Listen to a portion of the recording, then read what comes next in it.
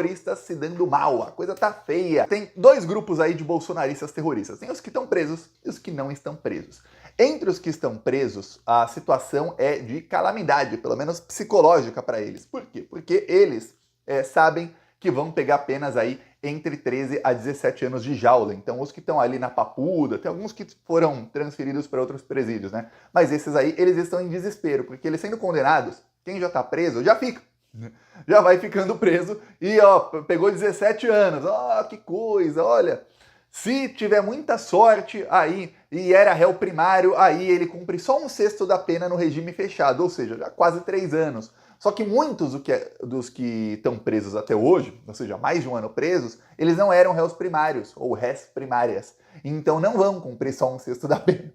Então é gente que ainda está presa desde janeiro do ano passado, respondendo em regime fechado, ou seja, respondendo preso e que continuarão presos aí por mais alguns anos. Então a situação está ruim. Entre os que não estão presos, a coisa está piorando.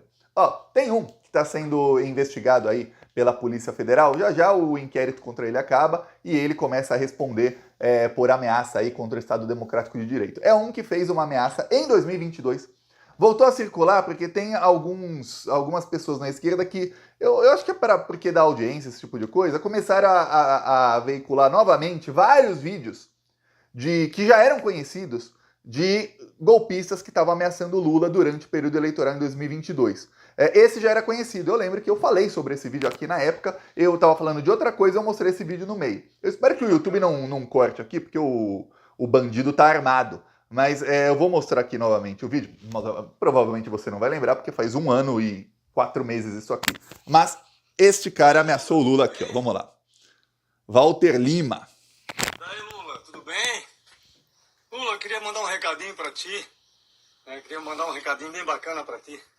Sou Walter Lima de Florianópolis, Santa Catarina, tá? Moro no Albardão, 4.900. Tenho 10 hectares de terra, certo? Não tá produtiva. Gostaria muito que tu viesse invadir, como tu falasse aí que ia invadir a casa dos nossos deputados estaduais e deputados federais para incomodá-la. Tá aqui, pra você. Tá vendo aqui? Para incomodar, entendeu? Venha pra cá, para incomodar os nossos deputados estaduais e federais, Lula. Que nós estamos te esperando, certo? Incomodar as esposas dos deputados federais e estaduais, incomodar os filhos dos nossos deputados. Venha me incomodar. Lula, tu já estás acabado, cara. Deu pra ti, olha só, tá te esperando aqui, ó. O Albardão, Santa Catarina, Florianópolis, Santa Catarina, te esperando aqui, Luló. Tá vendo? Te esperando aqui, ó. Quer ver? Aqui, Luló. Ok? É isso aí, meu irmão. Pega esse recado. Pois bem, você vê aí, ameaçando aí o Lula. Ele fez esse vídeo inspirado, com certeza, não tem sombra de dúvidas, num discurso do Ottoni de Paula, que também no período eleitoral disse que aqui, ele é do Rio de Janeiro, Ottoni de Paula, aqui no Rio de Janeiro a gente trata na bala, se você vier aqui, Lula, vamos te tratar na bala. Ele fez de um jeito bem parecido aí, ameaçando o Lula. Pois bem, tá investigado, tudo mais, ok. E aí o que acontece? O filho deste aí eu ia falar mas ele era vereador. Já não é mais, foi caçado essa semana em Florianópolis. Então ele é lá de Florianópolis e tudo mais, falou, Lula, você vem aqui, eu te dou tiro, não sei o quê. O filho dele, vereador, foi caçado. E olha, eu não vou falar foi por unanimidade, porque ele próprio não votou a favor da cassação. Mas de todos os outros vereadores, todos votaram a favor da cassação dele, só um não foi na sessão e se absteve. Então foi unanimidade entre os que estavam lá, fora ele, ele também não votou contra não, ele votou em abstenção, o cara sabia que ia perder. Pois bem, está caçado aí o filho do Walter Lima, vou mostrar quem é e o motivo. Agora para você ver como é cobra comendo cobra. O Maicon Costa, o nome do vereador aí caçado, filho do terrorista aí. Pois bem, o Maicon Costa se afastou do mandato por um tempo no ano passado. Bolsominion raiz, você vê aí o papai dele ameaçando matar o Lula. E aí no lugar dele ficou um outro vereador chamado Sargento Matos. Eu acho que o Sargento Matos gostou de ficar no mandato, receber salário, sei lá, pomposo, senhor vereador. Não, senhor não. Excelência vereador, vossa excelência. Pois bem, o Sargento Matos ficou com aquele gostinho ali do mandato. E quando o Maicon Costa voltou, o Sargento Matos falou, não gostei disso não, vou ficar no lugar dele. E pediu a cassação do Bolsominion. Aí você fala, caramba, Thiago, então um Bolsominion militar pede a cassação do outro Bolsominion que é filho aí do terrorista. Por quê? Qual o motivo? Ele diz o seguinte, olha, enquanto o Maicon Costa aí, filho de terrorista, ele estava de licença da Câmara dos Vereadores, ele fez com que os funcionários dele, os assessores dele, não fizessem ali o que eu pedia para eles fazerem. Então eles não me faziam assessoria. Eu fiquei um vereador sem representatividade, porque eu não tinha assessoria, não tinha nada. Pior, eu estava em uma reunião com o presidente da Câmara e ele entrou aos gritos na reunião ali. Isso não pode, ele está atrapalhando ali, cerceando o meu trabalho de vereador, sendo que eu sou suplente e ele está ali, não deixa eu fazer o trabalho. Agora vamos ao outro lado da história. O Maicon Costa, o filho aí desse aí que ameaçou o Lula, o Maicon Costa ficou sabendo que o seu suplente queria derrubá-lo. E aí ele entrou na sala aos gritos dizendo, você é traidor, eu não vou deixar traidor ficar no meu lugar não. E foi um verdadeiro quebra-pau, rinha de fascistas lá em Florianópolis. Como eu digo, é fascista dando rasteira no fascista, puxando o tapete. Pois bem, eis que o suplente entrou com pedido de cassação e conseguiu maioria. Eu acho que o outro lá, você pode ver que o pai dele não parece que bate bem das ideias, né? Talvez o filho seja do mesmo jeito. Não conseguiu muitas amizades lá na Câmara dos Vereadores. E aí o suplente conseguiu maioria dizendo, ó, esse cara tá atrapalhando os trabalhos, isso é quebra de decoro parlamentar. Não pode entrar xingando em reunião, não pode. Bater o pé na porta e entrar xingando. Então, os vereadores votaram e está cassado aí o filho do homem que ameaçou matar o Lula. Cassado, e o pior, quando alguém é cassado, depois vai pro TRE, vai ter um processo para torná-lo inelegível por 8 anos. Então, ferrou aí pra família terrorista. Deu ruim, mais alguns bolsominions aí que estão com problemões. Enquanto isso, você pensa, caramba, Thiago, a situação dos terroristas está realmente ruim. Tá. O STF deve começar na próxima semana o julgamento de mais entre 15 a 30 terroristas, que devem pegar aí penas também entre 12 anos e meio a 17 anos de prisão. As penas estavam sendo entre 3 a 17. Aí quando saiu a Carmen Lúcia do STF, as penas diminuíram, porque ela votava penas maiores, né? Então aí diminuíram, fica a média do que os ministros votaram. E aí ficava entre 12 e 16.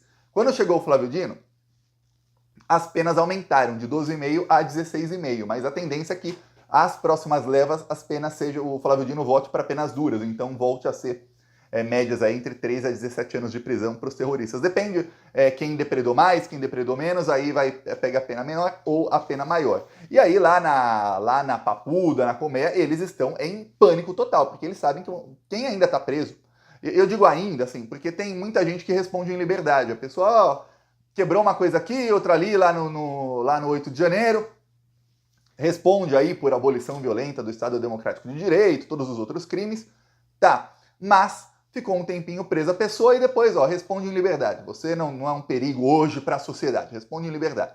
E aí depois do processo, esse pessoal que está sendo condenado aí, eles podem recorrer. Eles não podem recorrer contra a condenação, mas eles podem pedir embargos de declaração, que é mais ou menos o advogado dizer, olha, eu perdi, mas eu não entendi direito. Como assim? E aí, alguns tentam ali reverter a sentença nesses embargos, mas é impossível. É assim, impossível.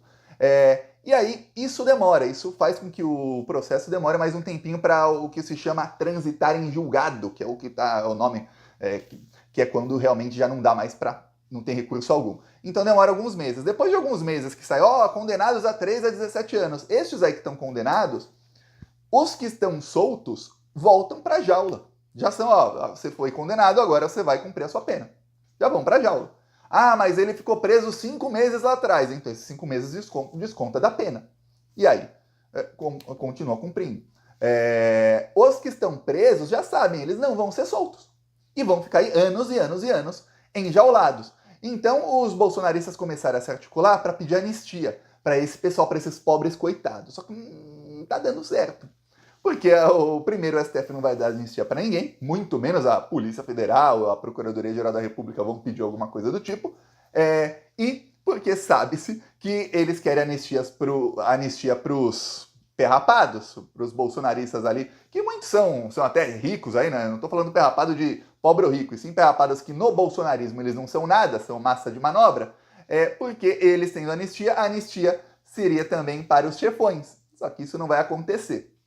E aí, no meio disso, você vê, quando as coisas vão ficando difíceis para o Bolsonaro, eu mostrei aqui outro dia o Constantino falando em R de deboche, mas falando, eu vou fazer delação, e aí ele acusando os outros ali. Isso já é desespero, tá? Quando o cara começa a ficar fazendo esse tipo de argumentação, com deboche e tudo mais, é porque ele já tá em pânico. Já tá em pânico, falando, delação, a parte de demitir o advogado era verdade, demitiu.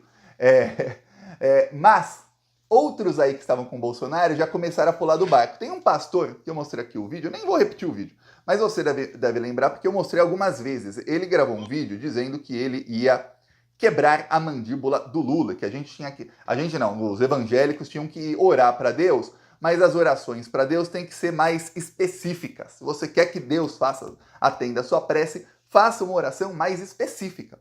Você tem que orar para Deus quebrar a mandíbula do Lula, para Deus fazer com que adoeçam os ministros do Supremo Tribunal Federal. É isso que dizia esse pastor. Aí começou a investigação contra ele, né? Foi denunciado nas redes sociais, os plantonistas marcaram lá o então ministro Flávio Dino, chegou na Polícia Federal, e aí o pastor agora já não é mais bolsonarista. Mudou. O cara que era bolsominion, neste nível, chegou no nível de falar que tem que quebrar a mandíbula do Lula, agora nem bolsonarista é mais.